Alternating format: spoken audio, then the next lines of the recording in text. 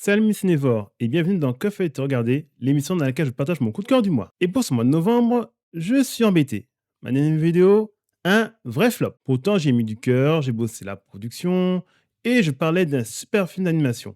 Après les deux vidéos qui ont cartonné, je pensais que c'était parti, et ben non. Je râle, mais en vrai, les autours de mes films me font plaisir. Ça commence un peu la déception de ne pas voir Ninja 2 participer aux Oscars et aux Golden Globes.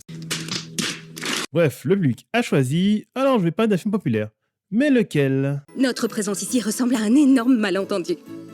Notez qu'elle a répondu en premier, empêchant son équipier de parler et qu'elle tape du pied pour réprimer son inconfort.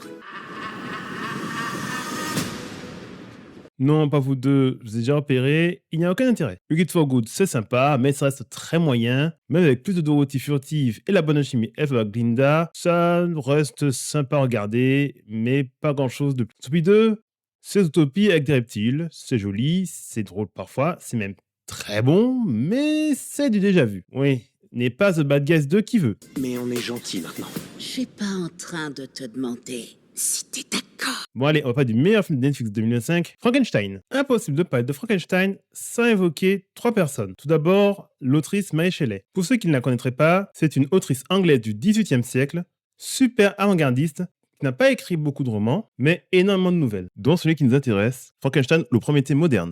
Le livre Frankenstein est l'histoire d'un savant fou qui crée un être artificiel, mais qui le jette à cause de sa laideur. Ce monstre devenu intelligent va se venger de lui. Et ce livre est reconnu comme étant un chef-d'œuvre, et il a eu droit à plein d'adaptations, dont celle avec Boris Karloff, qui est devenu culte, et plein d'autres, parfois très différentes, qui se mélangent même avec des histoires comme Pinocchio, et qui ont inspiré des œuvres à succès. Ensuite, Guillermo del Toro. J'adore parler de lui. Je n'ai pas vu tous ses films, seulement la plupart, mais plus je les regarde, plus je me dis qu'on se trompe sur lui. On dit que c'est un réalisateur exigeant, passionné par les créatures terrifiantes, un peu comme Tim Burton et son univers gothique. Mais pour moi, Del Toro, c'est surtout un passionné des mondes qu'il crée et qui tire toujours le meilleur de ce qu'il adapte. Et s'il vous plaît, redonnez une chance à Crimson Peak et à Nightmare Alley. Je pense que sans cette passion, il ne serait jamais intéressé à des mondes comme celui de Blade, dont il a fait le film Blade 2, et les deux premiers Hellboy, qui sont parmi les meilleures adaptations du comic. Et puis il a réalisé...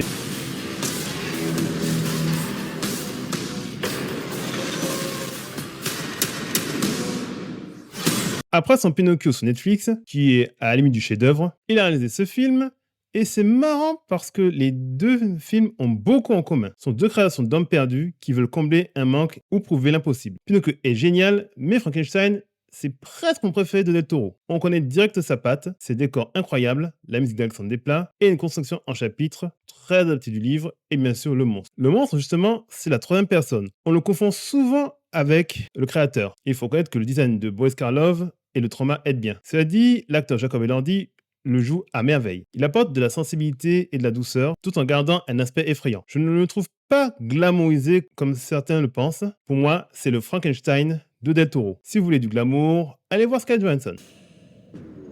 And I will kill him.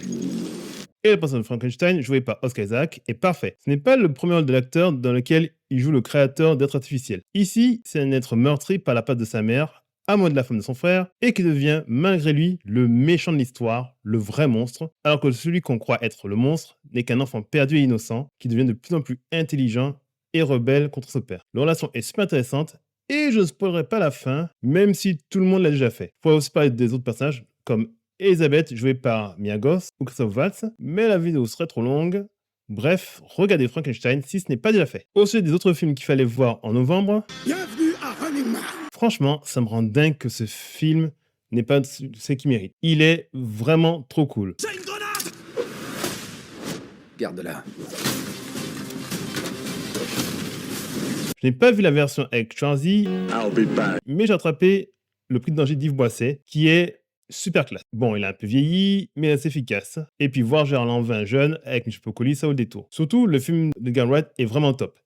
C'est un vrai blockbuster à l'américaine, super fun et qui ose plein de trucs. Il n'a pas tout à fait le même rythme que les films de Cornetto du même Edgar Wright, mais il est vraiment stylé, avec un message politique bien énervé qui fait plaisir, un peu comme l'adaptation de Stephen King, Marche ou crève. Et le deuxième, c'est La Bizarrerie Bugonia. C'est le dernier né de Yorgos Lanthimos, dont j'ai déjà parlé ici, et il reprend la toujours surprenante Emma Stone et le très classe Jesse Plemons, qu'on a vu dans 400 Canes, pour un film complètement barré. Deux paumés prennent une chef d'entreprise pour une alien et la kidnappent en lui rasant la tête. Oui, oui. Où sont mes cheveux? Vos cheveux ont été détruits. Pour que votre vaisseau ne vous contacte pas. Mon vaisseau, pardon? Votre vaisseau mère. D'accord. C'est un remake assumé de Save the Green Planet de Young Jun-han, ce qui fait le deuxième remake de la vidéo. Et c'est vraiment un film déjanté, comme le sait faire Lantimos. Mais ça ressemble bien plus à 400 Canes qu'à Pauvre Créature. Moi, ça me plaît, mais ça peut en désarçonner certains. Si vous aimez ce genre de cinéma bizarre, foncez les yeux bandés. Et puis, ce sera toujours mieux que de voir des entreprises s'échapper pour Warner. Quoi déjà? Compétences et identité. Pour porter une nouvelle génération. Ok. On la refait.